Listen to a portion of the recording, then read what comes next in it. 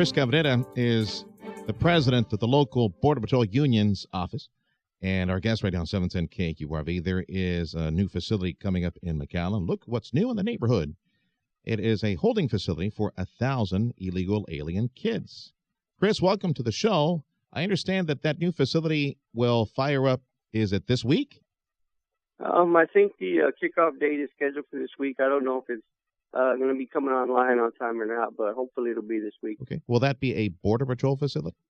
Yes, it'll be a Border Patrol. Well, I think it'll be a DHS, the DHS facility. So it will be one of those transition facilities for HHS, Health and Human Services, one of those things? Yes, that's correct. All right. So how is this going to help you? Well, it's going to alleviate a lot of stress. Open up some space in our cells. It'll help with the cleanliness. It'll help with the morale. It'll help with even the morale of the detainees. They'll have more room to move around in, and their quality of life will greatly improve.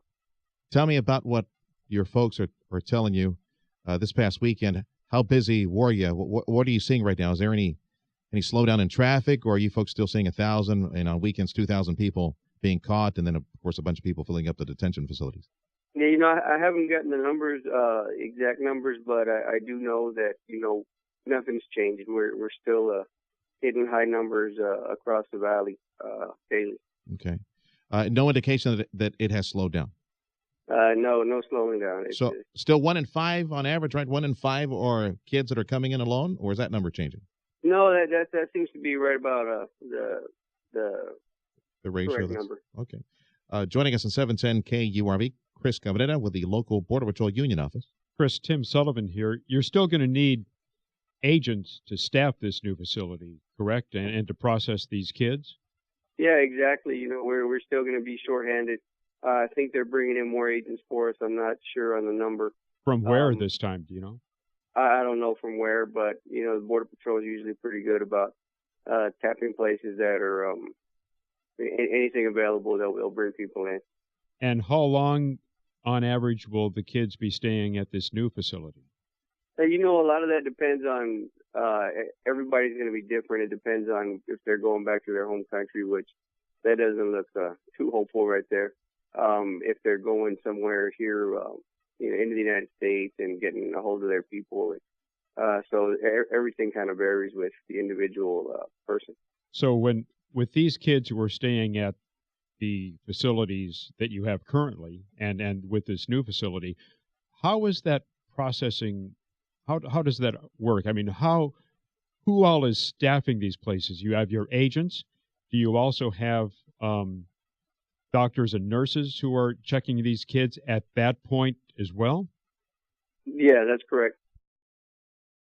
Who are the doctors and nurses? Well, we have there? Some volunteers, some local volunteers. We have also some military, Coast Guard, those types. Do you have like folks from, let's say, Operation Lone Star, kind of a similar thing like that, where you have Texas National Guard and Army National Guard from around the state coming in to help? Well, right now we do have some National Guard people here that are helping in different capacities, and we do have a lot of Coast Guard that have been tasked to come in and help out as well, mainly with the medical issues. We have National Guard troops down here now? Well, yeah, mainly in the aviation department. Not so much with the actual line work or paperwork or something like that. Yeah. Hey, have you seen the new facility? Have you seen that facility for the 1,000 kids? I haven't seen it yet. I've seen it from the outside.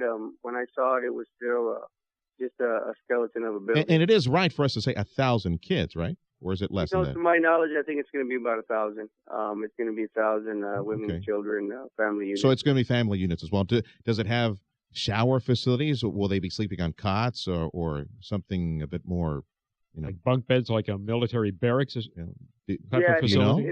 It'll be a lot more humane than where they're at now. Yeah, compared to sleeping on the floor on top of each other over several days. There's going to be bedding in there, hot showers, hot meals, recreation areas. Something like like the Lackland facility. Would you compare it to that? Or? Yeah, exactly. Everything that they would need. But it doesn't look like a dog cage, I would suspect. No. All right, Chris, we'll keep in touch. Listen, thanks for the update, and try to get us the latest numbers on how busy your gang is on the front lines. That's Chris Cabrera with the McAllen Border Patrol office, joining us on 710 KURV.